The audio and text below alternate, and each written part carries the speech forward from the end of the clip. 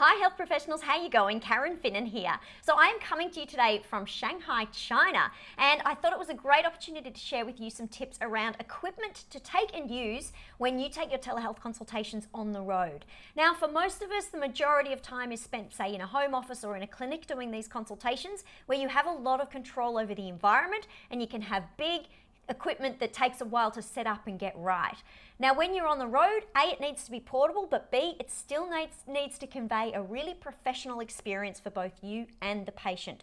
So let's get stuck right in with my tips for taking your consultations on the road. So number one tip is I prefer to use a laptop when I'm doing my consultations, but the built-in cameras of laptops is generally a pretty low quality. So I always now travel with my webcam, plug-in webcam. So this is the Logitech 1080p.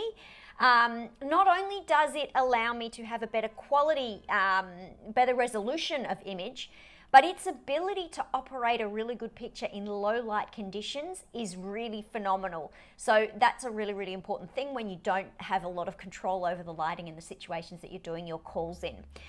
Now, number two, as I said, I like to work from my laptop, but just remember, guys, that laptops are low, and it's so crucial for the experience for both of you that you're at eye level with your patient. So you do need a razor, I recommend, for your laptop. Now, I know what you're thinking. Oh, I'll just find some boxes or whatever and build the laptop up. Can I tell you, it's harder than you think. And in a hotel room, you often don't have, there might be one tissue box and it's not enough. I travel with the tiny towel, but any laptop razor, just make sure it has the ability to even adjust the height. Okay, so any coffee table, bed that I'm set up on, this has come in so handy. I actually use it more for video calls and eye level than I am for my actual ergonomics and typing at the moment.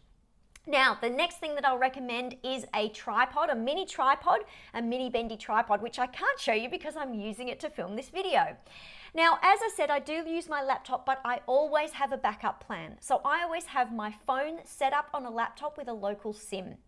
That way, if the Wi-Fi that I'm connected to on my laptop fails for whatever reason, I do have that backup immediately ready to go. And I literally used this the other day.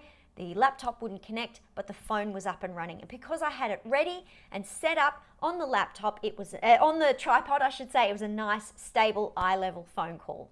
Now, the final thing, my best recommendation for lighting is, if you can, to set up in front of a window. That's what I've done with this video call today, and you can see I've got good light coming onto my face.